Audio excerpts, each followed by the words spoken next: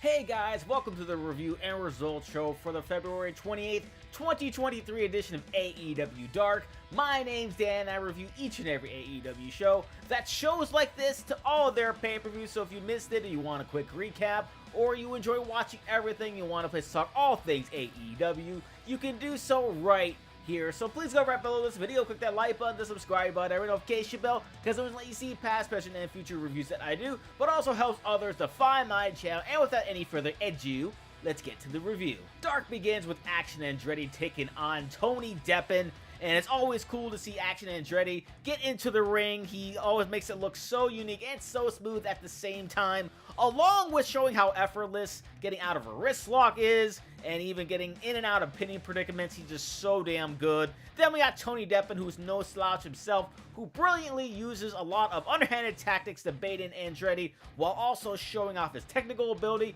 and his brutal offense throughout this match.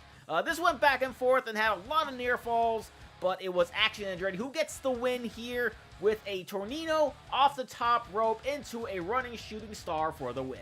Up next, it's the Dark Order's Evil Uno going up against Jay Spade, and after his match against Jon Moxley last week on Dynamite, I was very excited to see Evil Uno not only wrestle again, but to hear that brand new Fire Dark Order theme. Once again, Mikey Ruckus just does not miss with any of these. And the same can be said for Evil Uno throughout this match, because even though Jay took control in spots, it was never really in doubt, and it was never really for long. Even though that was the case, it was fun seeing Evil Uno doing what he does best, and he gets the win with a ripcord into something evil.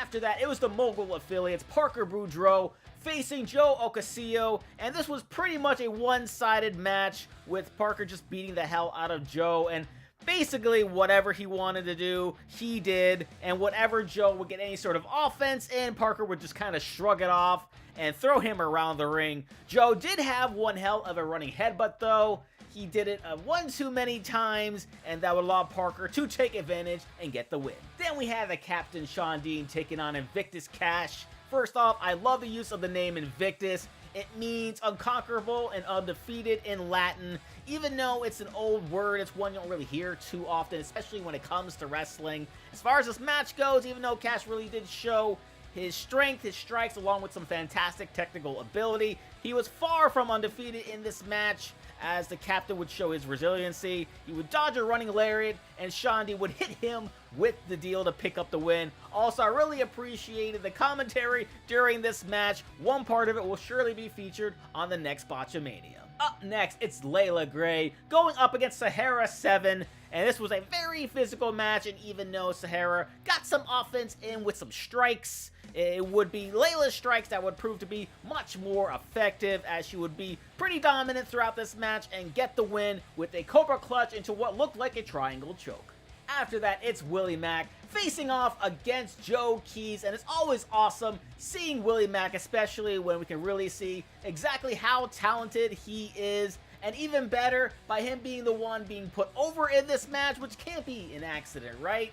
Because you got to think about it, and I said this before, and I'll say it again, you can put him in any type of match, any type of feud in either AEW or Ring of Honor, and he's going to shine very bright. But is that something we're going to see? We're going to see that, right, Tony Khan? We're going to see Willie Mack in AEW Ring of Honor. I know it's something I would want to see. Anyways, really did show how good he is throughout this match by doing things like a running Hurricane Rana, along with a flying knee, and even though Joe showed off his strength and strikes, it would be his clothesline that was countered into a pop-up strike, then a stunner, and would end things with a diving splash to get his first AEW victory. Then it's Adrian taking on Shane Taylor, and there was a lot of trash talk to start things off here, and even though Adrian would get in some offense in early on, and at certain points throughout this match, he was no match for Shane Taylor's strikes and his power, as he would eventually get the win with a package pile driver. Up next, it's the firm's Lee Moriarty going up against Very Morales, and being a short person myself, I'll always appreciate seeing a guy like Very wrestle. He shows that no matter what the height, no matter what the size, you can make it in the world of professional wrestling, and I know that's a true inspiration to me, but it's also a true inspiration to, I'm sure, many different wrestling fans around the world. He has a tremendous amount of agility, especially when it comes to that tornado DDT, along with some very hard chops, but unfortunately, it's Lee's joint manipulation, along with some few underhanded tactics that would prove to be too much, as Lee would capitalize off of a missed frog splash, and he would hit a running knee strike to pick up the win. After that, it's Arjun Singh facing off against Blake Lee, and Arjun really showed off his strength and used his size to his advantage, while Blake had some great agility, showing just how high he could jump with that standing drop kick, and considering how tall Arjun is, that's very impressive. But he would make the mistake of trying to hit Arjun with a springboard strike off the top rope, allowing Arjun to take control of this match for good by catching with a European uppercut into a running knee strike to the head, giving Arjun the win. Then it's Sky Blue taking on Dream Girl Ellie, and this was a fun match from start to finish. Had a lot of strikes and near falls. Ellie had a running clothesline that almost took the head right off of a seated Sky Blue, and Sky Blue would then return the favor with an enziguri of her own. And as Ellie looked like she was about to put Sky Blue away, she would get reversed into a flatliner to pick up the win over Ellie. Up next, it's Top Flight. AR Fox and Matt Sydal teaming up against the Trustbusters, Slim J, Ari Daivari, Sonny Kiss, and Jeeves K. Before the match even started, Jeeves ripped off the shirt of Slim J only to be given a new one. Not really quite sure what the point of that was, but what I did like though was the fact that they continued the story from last week's Dark, where the Trustbusters would go after Matt Sydal after his match with Slim J. And this match though would have a ton of athleticism with, given the amount of talent that there was in this match. It's not really too surprising here. It was also fun seeing Sonny wrestle, because we don't really get to see him wrestle too much, so whenever he does, I always appreciate it. Trustbusters would use the numbers game to gang up on the babyface team, both inside and outside of the ring, but eventually it would backfire, allowing Dante to hit his moonsault off the top rope to get the win. After that, it's Jeff Jarrett, Satnam Singh, and Jay Lethal facing off against Jackson Drake, Jay Malachi, and Oliver Sawyer. We would get a look at the brand new set for Dark, and it definitely looks good and fits very well with the new Rampage Dynamite theme.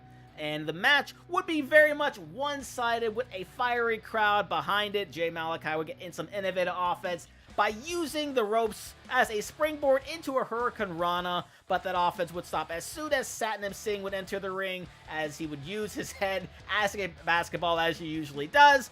But then Jeff Jarrett would get into the ring and lock in the figure 4 leg lock to get the win here. After the match, Tony would interview them, and they said, regardless of who the 4th team is, and it doesn't matter who that is, it's going to be them walking out of Revolution as the tag team champions. Then it's Dean Alexander taking on Pretty Peter Avalon, and Peter clearly still very pissed about what happened to him at the hands of Chris Jericho last week on Dynamite. And even though Dean would get in a lot of strikes and a big time back body drop, Peter would hit the martini for the win, and afterwards he would get interviewed by Tony Schiavone and would cut a very passionate promo on Chris Jericho. It was just fantastic. We really need to see Peter in more spots like this, because he would eventually call Chris Jericho a heavy metal hedgehog. It was so good. It's main event time as Orange Cassidy teams up with Danhausen against JD Drake and Anthony Henry of the Workhorsemen. And I really did enjoy seeing Danhausen compete in a match, because like Sonny, we rarely get to see it happen, and when we do, it's always a lot of fun, and the crowd certainly agreed by chanting Danhausen's name before the match even started.